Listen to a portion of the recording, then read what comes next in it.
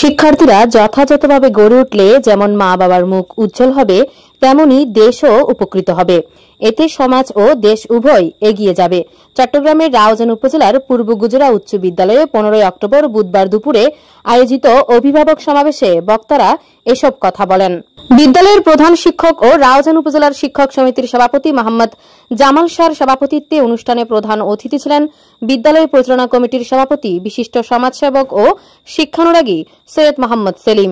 আপনারা যারা গার্ডিয়ানরা আছেন, আপনারা নিশ্চিত করেন আমাদের এখানে ক্লাসে টিচাররা ওদেরকে দেখভাল করবে।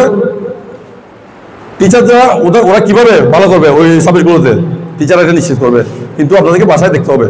বাসায় আর বেশি সময় নাই, 41 দিন আপনারা যদি দৈনিক 16-17 ঘন্টা করে বাচ্চাকে পড়ান, লেগে থাকেন, তাহলে আপনার বাচ্চাগুলো অবশ্যই ভালো করবে।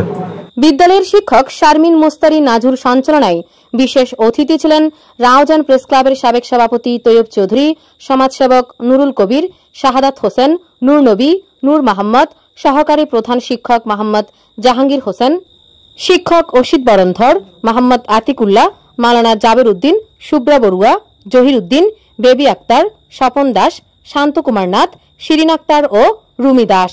বক্তারা বলেন, শিক্ষার্থীদের নৈতিকতা, শৃঙ্খলা ও অধ্যবসায়ের মাধ্যমে আদর্শ নাগরিক হিসেবে গড়ে তুলতে শিক্ষকদের পাশাপাশি অভিভাবকদেরও গুরুত্বপূর্ণ ভূমিকা রাখতে হবে। মা যদি ঠিক থাকে, সন্তান ভালো হতে বাধ্য, সন্তান প্রতিষ্ঠিত হতে বাধ্য। কারণ সন্তান কখনোই আপনার চেয়ে বড় না। আমাদের এই সন্তানগুলো তো কখনোই আমাদের সাথে এত ফিটাফিটাই, কখনোই চোখ তুলে তাকাই না, আবার ডাকলে হাসি মুখে আসে। তাহলে আমাদের এখানে তো অবাধ্য সন্তান একজনও নাই। বরং আপনারাই মনে হয় মাঝখানে কোনো গ্যাপিং রাখছেন। আপনার সন্তান অলস, সে তার চেহারা খারাপ হয়ে যাবে ঘুম থেকে তাড়াতাড়ি উঠলে, সেজন্য তুলে দেন না।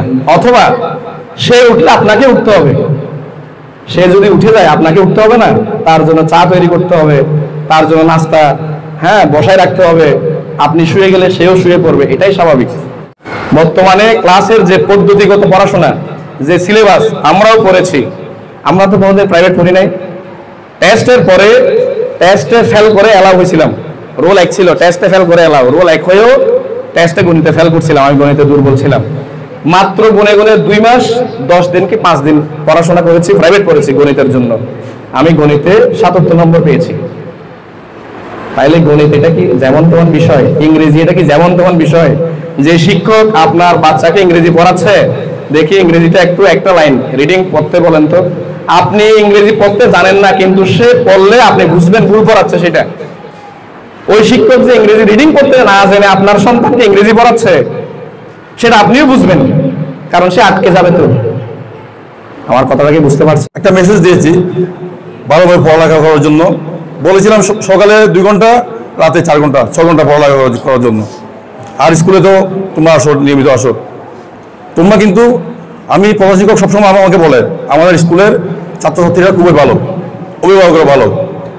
তো এই ভালো সমন্বয় আমি বলবো আমার স্কুলের টিচারও ভালো, পরিচালনা কমিটি উনি তো বলে দিয়েছেন, আপনারাও বলেন পরিচালনা কমিটি এরকম ভালো।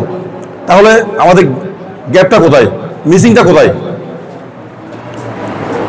যে আমি যেটা লক্ষ্য করলাম, এখানে ইংরেজি এবং গণিত, বিজ্ঞান, বিশেষ করে ইংরেজি আর গণিতে বেশি রেজাল্টটা একটু খারাপ হয়েছে সবার। তো আমি প্রথমেই আপনাদের কাছ থেকে ক্ষমা চেয়ে নিচ্ছি।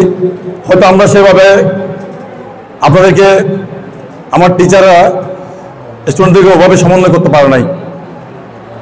যদিও টিচারদের দাবি আমরা সবসময় করি, প্রধান শিক্ষক তো বলে দিয়েছেন, বললো কিছু কিছু স্টুডেন্ট আছে যারা ক্লাসে আসে, যে ব্যাগ নিয়ে আসে আবার বাসায় যায়, বাসায় ব্যাগটা আর খোলে না, উনি আবার ওই সকালে ওই ব্যাগ নিয়ে আবার চলে আসে। আমি বললাম এটা কিভাবে হয়? উনি বললেন হ্যাঁ স্যার এটা হয়। তো এটার জন্য আমি আপনাদেরকে দায়ী করবো।